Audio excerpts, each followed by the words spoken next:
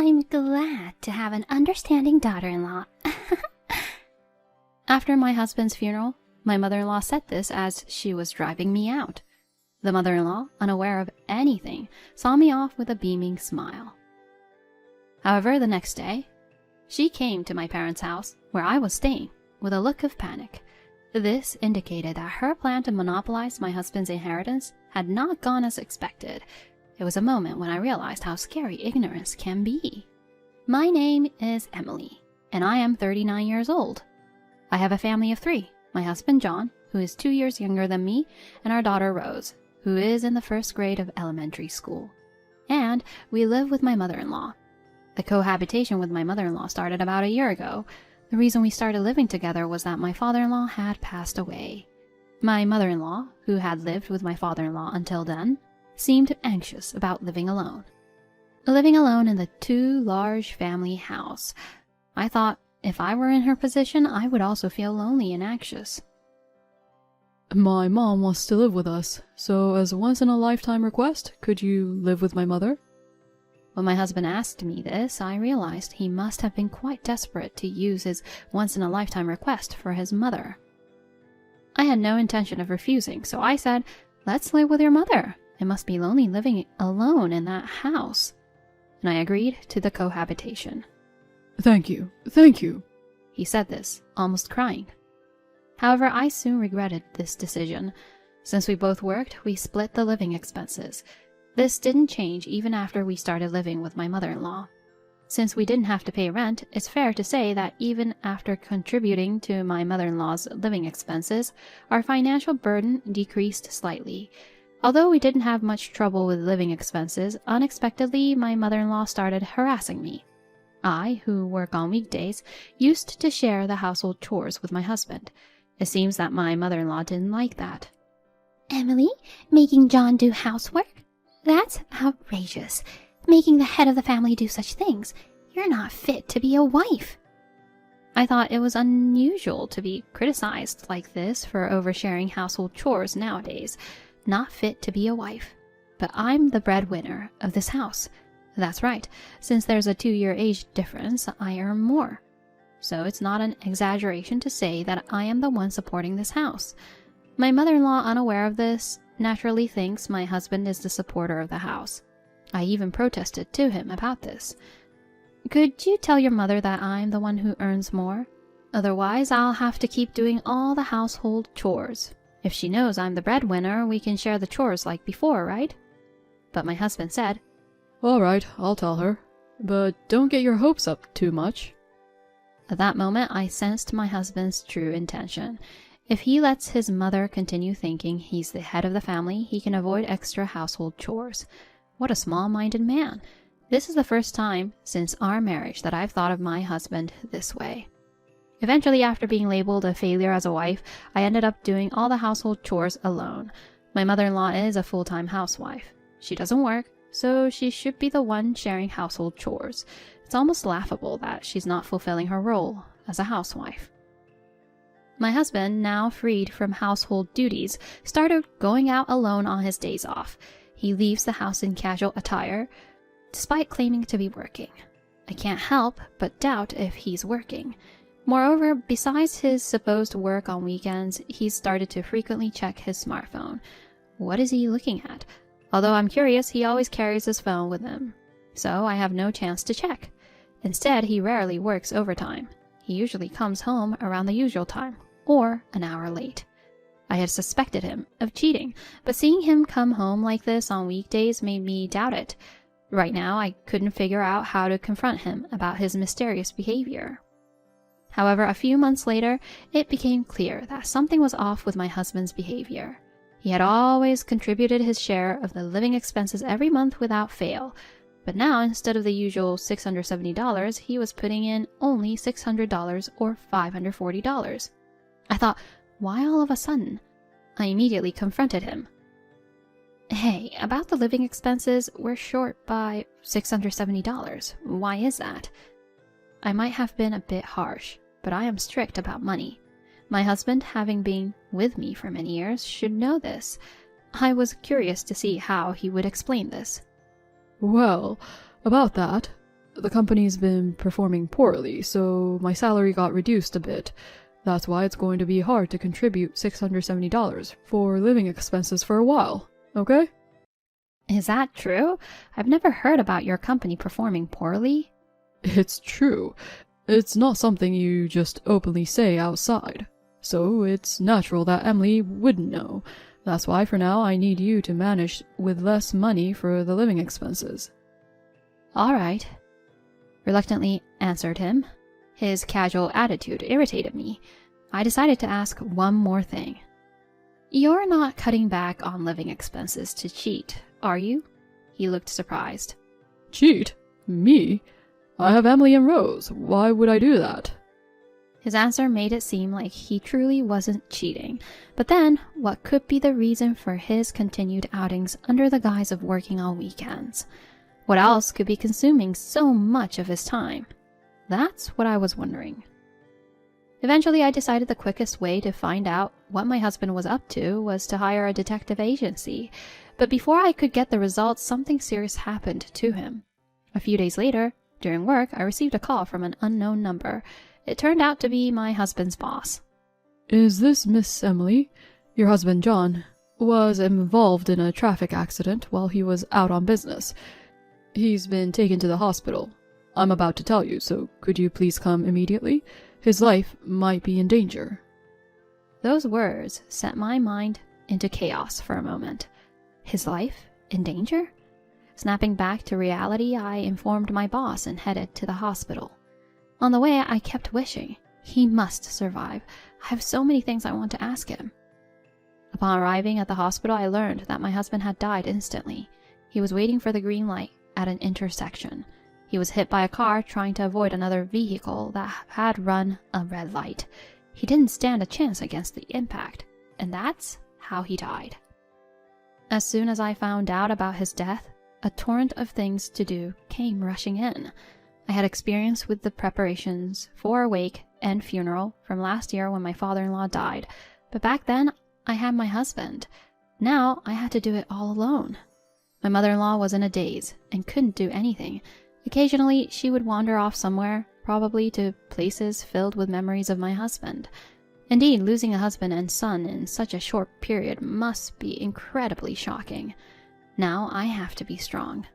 I also had to prepare my daughter Rose for a lonely future. I told Rose about her father's death. Your dad was involved in a car accident and passed away. From now on, it's just you and me. We have to live strong together. I'm not sure how much she understood, but I felt it was necessary to tell her. And then we finally finished the wake and reached the day of the funeral.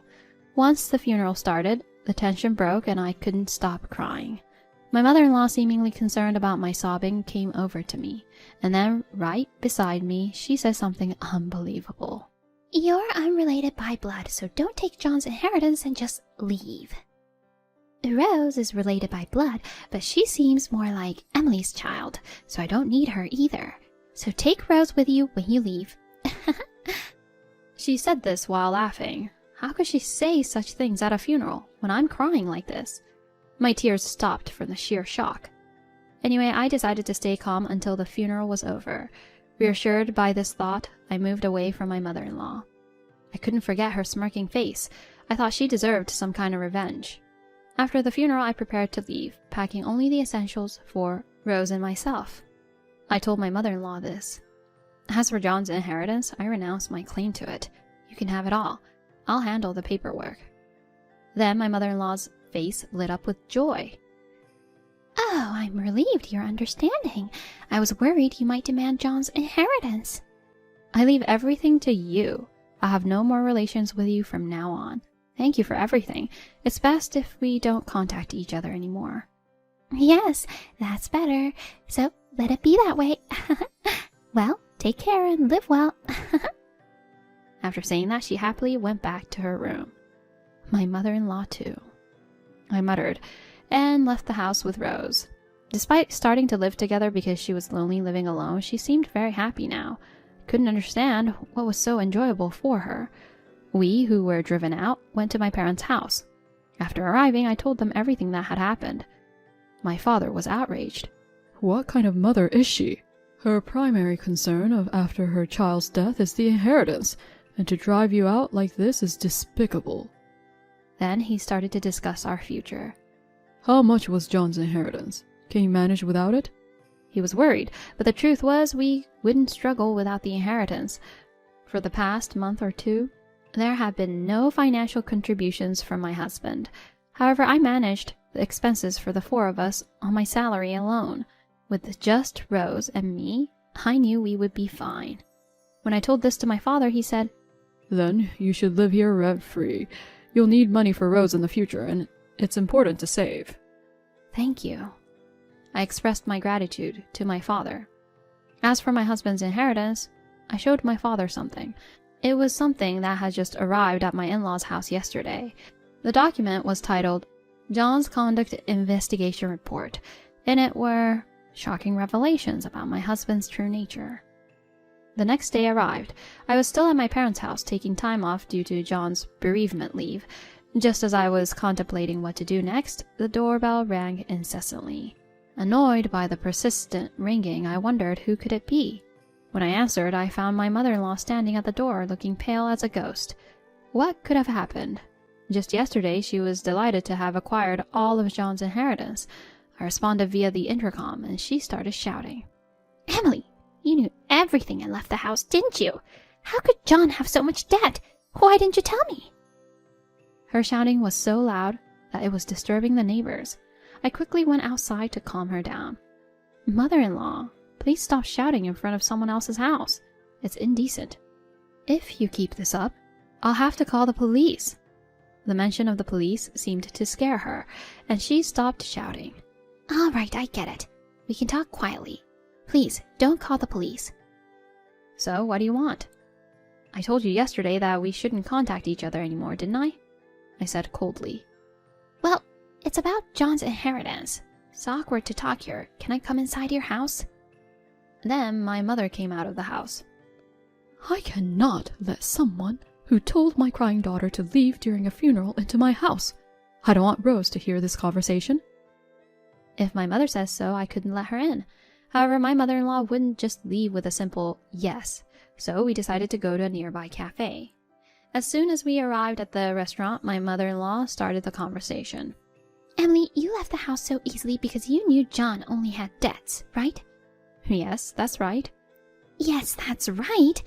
You're taking me for a fool. How did you know John had debts? John used to leave every week, claiming he was working on weekends.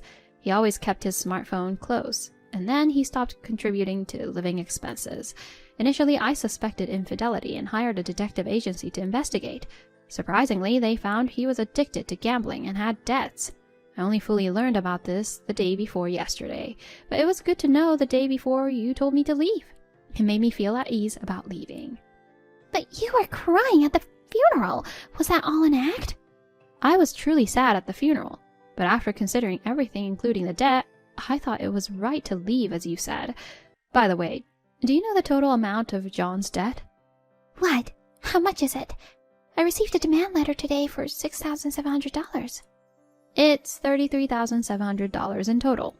If you don't renounce the inheritance, you'll end up shouldering that debt. Are you sure it's just debts? Isn't there anything else hidden? Last year, John and I inherited a significant amount from your father-in-law. Is all that gone too? That seems to be the case. Otherwise, why would there be a debt of $33,700? Why are you so fixated on the inheritance? You inherited from your husband too, right? At this point, my usually fluent mother-in-law stuttered. Well, you see, the thing is that inheritance from my husband, it's already gone. I spent it all. I thought I would get John's inheritance, so I went ahead and bought brand bags and accessories. How much did you spend on that? Well, around $13,500, I guess. Laughing over such an amount was inappropriate.